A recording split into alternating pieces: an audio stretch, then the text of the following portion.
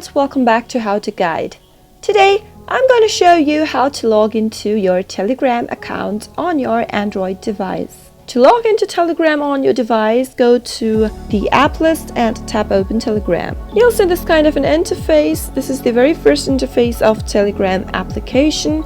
Tap on Start Messaging in order to sign in. Select your country from the list, and after you're done, enter your phone number. Once you do that, tap on the next button located at the bottom right corner, and Telegram will now send you an activation code via SMS. Copy the code and paste it right here. In case you didn't get the code, tap on didn't get the code and you'll again receive another code to your phone number. Tap on next, and that is how you can log into Telegram application. That is all for today's tutorial video. I hope the tutorial was helpful to you.